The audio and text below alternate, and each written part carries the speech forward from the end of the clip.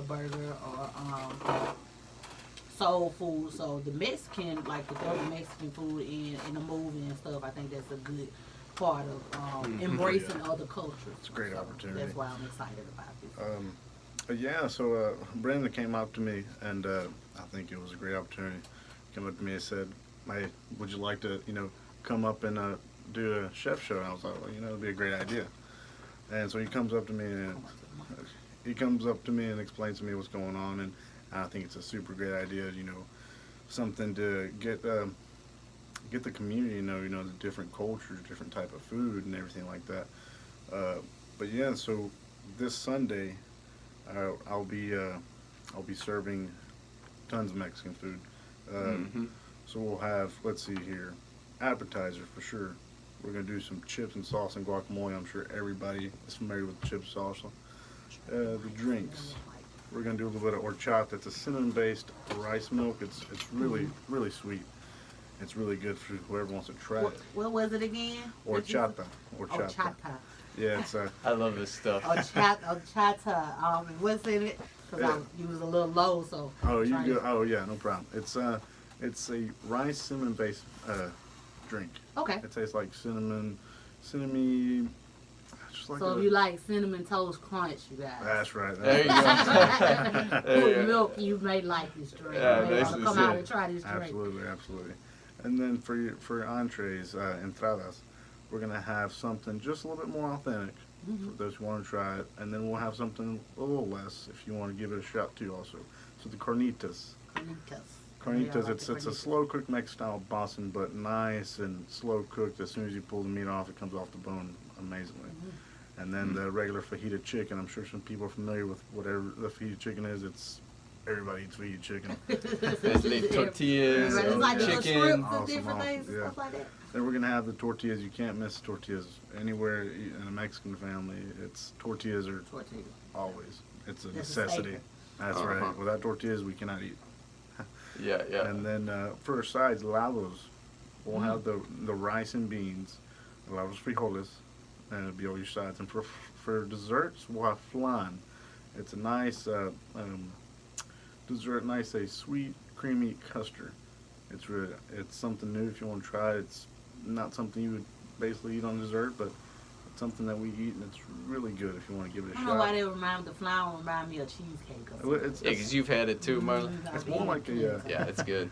It's more like a Jello, but nice creamy Jello. That's correct. Yeah, it's so good. Oh yeah, and like I said, we're out here to have a good time and bring spirits up and get to build relationships and get to know everybody. Yeah. Exactly. And just make friends, have a good time, and build relationships to get everybody in the community to come out and support.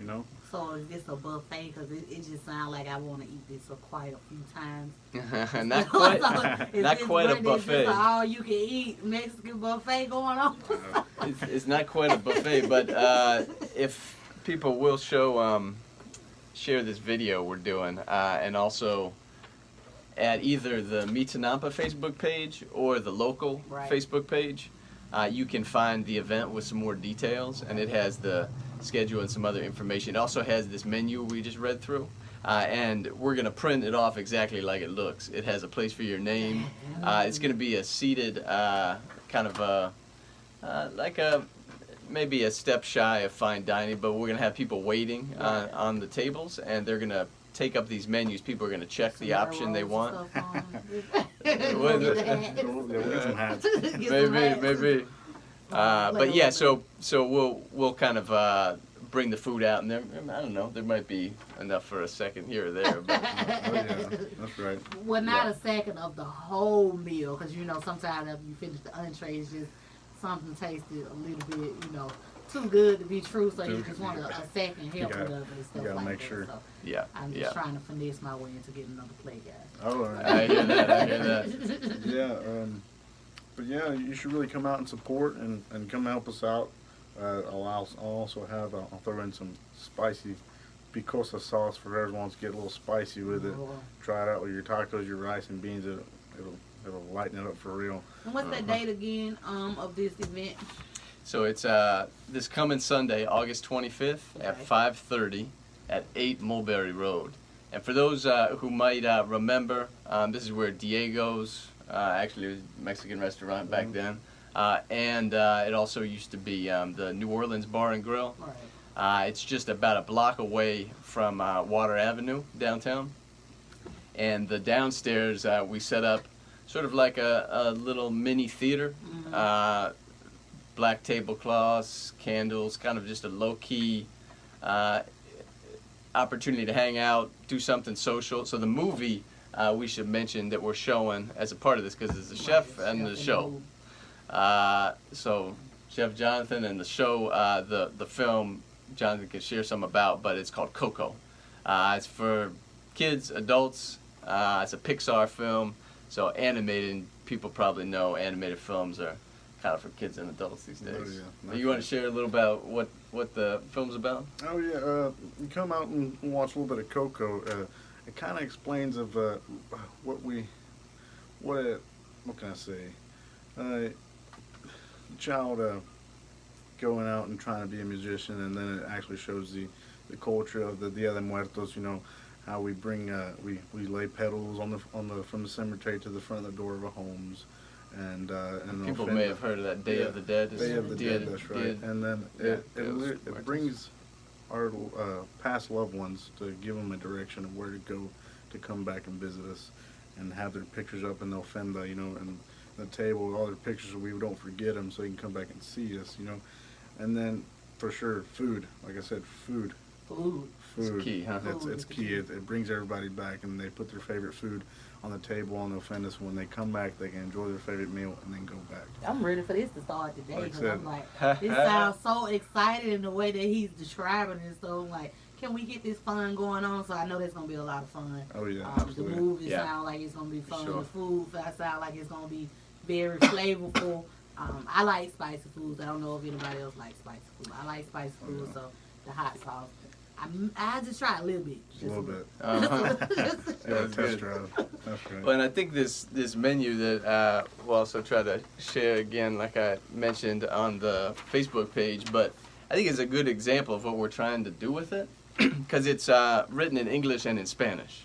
Okay. And you may have heard Jonathan mention the Spanish words throughout here, like bebidos, as well as drinks. And I think that there's sort of a little symbolism in that, because the idea of both languages can fit on the same menu. It may sound like a simple idea, but the kind of deeper thought behind it is that multiple cultures can exist in the same society, and that the opportunities like this, we hope, can kind of bridge cultures and not have it be some cheap ideas of diversity that sometimes you hear about in like some corporate video training or something, but where people can actually build relationships and learn stories about other cultures and about these different foods and drinks like horchata. Right. So. Yeah. I want to try the horchata. Brendan apparently has tried it, but I've tried it many times. This will be my first time trying it. I don't know if I've never heard of it before. To today. It's real good. You should come out and try it. Everybody else should come out and try it and give it a shot and see for yourself. Is it better hot or on ice? It's or on hot? ice. It's gonna be on ice. Really Yeah, good. it's real refreshing. Real refreshing. Okay. Absolutely. Yeah, it's almost like a dessert drink in Yeah, a way, right? almost like dessert. Oh yeah. It's amazing. And I will say that we are going to have a margarita tasting for people who are of age. So, you know, trying to kind of do something for everybody. Exactly. Just get a little fiesta in there. Just a little spice things up. There will be strawberry and lime. For those who like it sweet, for those who like it light, nice and limey. Mm-hmm. But like I said, those of age, and these are strictly donations. Okay. These are donations and tips only. Yeah. Yeah. All this sound exciting, and I'm always excited about food, especially this time of day. Yeah, and the one other thing, if I could mention to Marla, and I don't know if you have other questions or anything, but is that the local is trying to do this to experiment to see what people are interested in. If this sounds interesting, if you think you might be interested, if you would like to be able to have different chefs throughout the year come and do events like this, you know, Jonathan and I were just talking before this that the thoughts come up of have, you know, maybe down the road we could bring a chef from Montgomery and try some food that might not be available here. Maybe Indian food, Ethiopian, all kinds of stuff. And to give local chefs also opportunity to make a little money, share their food with the community, and maybe test that out. Maybe some chefs could get off the ground by doing this. But yeah, the Tenampa has generously said that they're all the donations, which are $15 recommended donations for adults and $10 for kids, that all those donations they're allowing to go to the local. We offered to split it with them, but they generously kind of are allowing it to come to the local, and it's going to go towards our efforts to try to get a historic building renovated and purchased downtown, if people show the support that this is something that they want. Right. Exactly. So how did you just come up with the idea, Brendan, of the rotating chef and a show? Well, so it's kind of been a long time coming, and it's a lot of people's heads and ideas who are part of it. I worked for Ayala Jackson and Senator Malika 48 before she was a senator. I got to meet her when I lived in Tennessee, and we kind of been bouncing ideas off each other. Miss Callie's kind of contributed to some conversations about Andre Williams, who co-founded the local, contributed ideas to it. And, we just finished a process with the only two architecture programs in Alabama, Tuskegee and Auburn, who helped look at a building downtown and do these drawings, architectural renderings of what it might look like if this historic building was turned into kind of a community restaurant and cultural center. And they also supported the idea of a rotating chef and a show or something like that, where you can support multiple chefs and not just be a restaurant that that there's obviously a great place for restaurants that just have one focus, but this could be allow people to own part of the business and test out their ideas in different types of food. So it's I don't even know if I remember exactly where the first thought came from, but the whole idea of building relationships across cultures, it just makes sense. You have chefs from different cultures and special events with different cultural foods. It's a lot of good exposure as well. And Exactly. stuff too. Yeah. Exactly. I think even though the cultures are different, to say like we do have a lot in common. People have movies and food that's near and dear to their hearts, so that's something in common that cultures have, like their food. Yeah, you're right. Movies or stuff that represent their culture and stuff. I think each culture has something. So in that sense and stuff, that's a pathway that a person can have. So yeah, and music, dance, all these things are cultural kind of parts of our ancestors and sometimes our own experience. Like local guy who plays Irish music, he and I were just talking about possibly doing something for St. Patrick's Day where we have Irish music and Irish food. This idea, and we didn't need to go too into it, but that it's either one culture or the other in America. It's just a kind of narrow, small experience of life, and I think the hope is that something like this can sort of broaden that. And yeah. Well, I think you're getting a good start to it and stuff. I mean, I look forward to see how it flourishes. Because by this being the second one, so the first one had to be of some sort of success.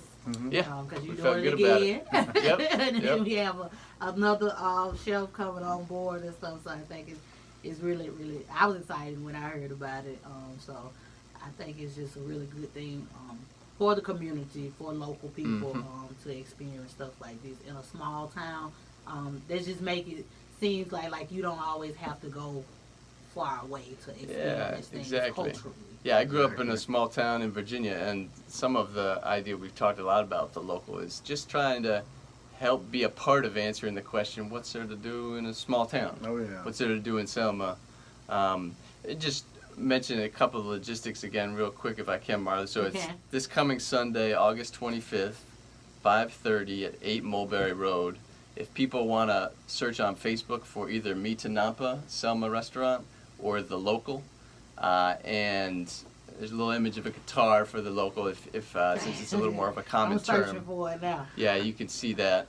But there's an event on there, and it's a $15 recommended donation for the food and show, and $10 recommendation for